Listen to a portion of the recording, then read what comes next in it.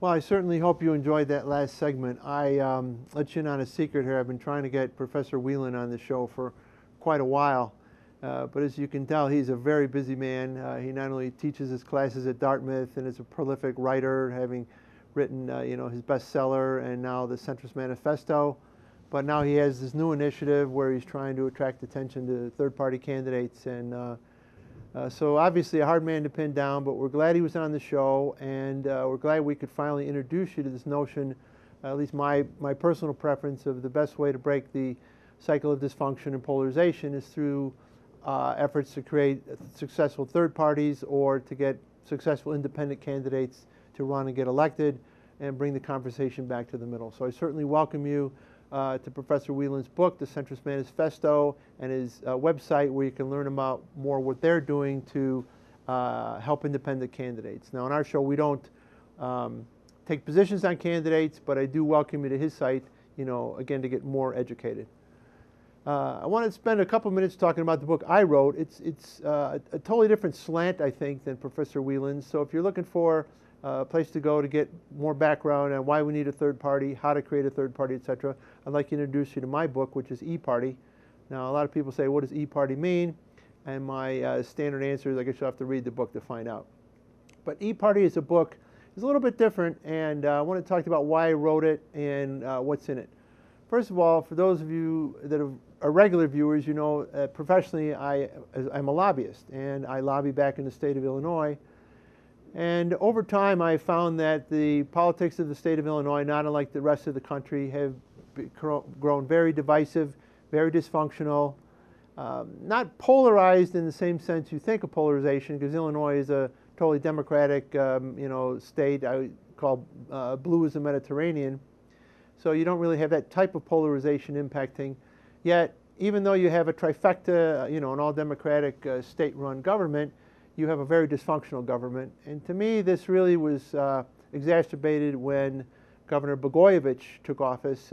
He became famous for trying to sell President Obama's Senate seat, and he's now serving time in prison for having done that. But to me, one of the worst thing that Governor Blagojevich did is he came in and he made a system that was, although dysfunctional, it was working to a certain extent. He came in and totally disrupted that even more. He felt he had to position himself as the anti-legislature.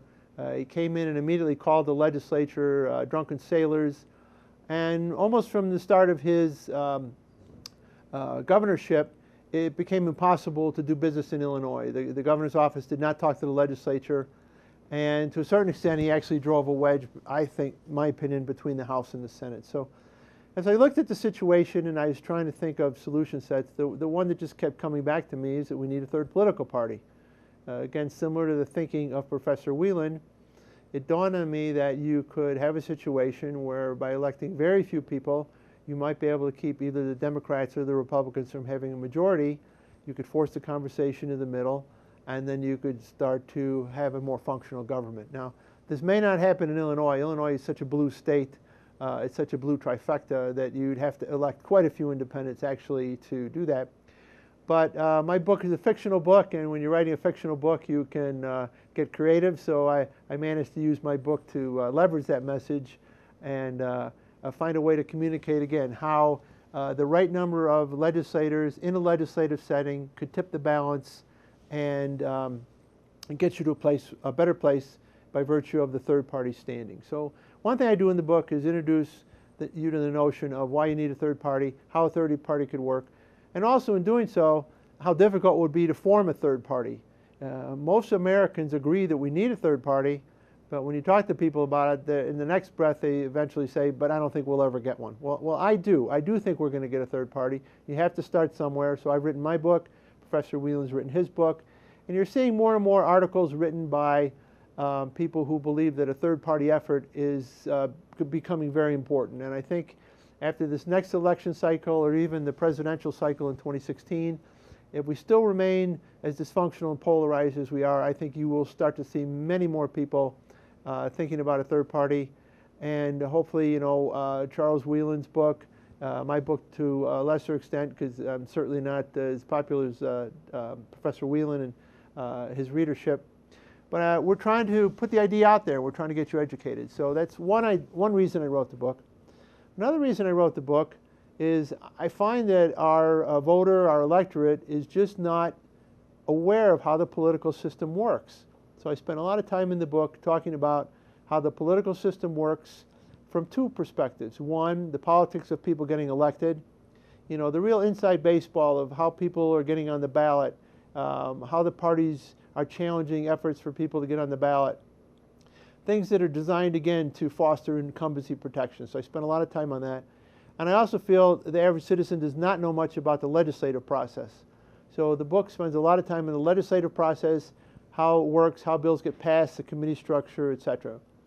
So that's the second concept that a reason why I wrote the book. And I also felt, and maybe totally contrary to Professor Whelan, that people don't necessarily want to read another somewhat dry political book. I'm not trying to suggest that his book is dry. In fact, I like his book, and I've written a review of it on thirdparty101.com, and I suggest you read the review and read the book.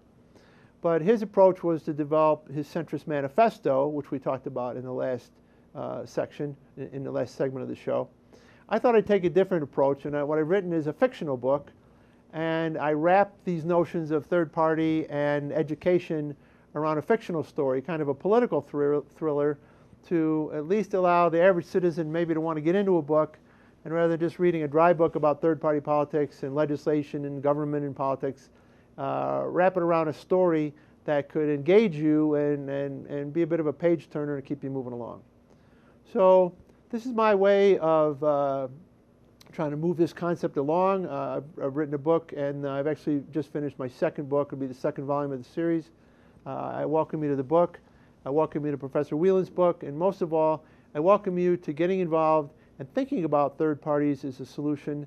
And if you like that, start to drill down, get active, get involved, as we always say.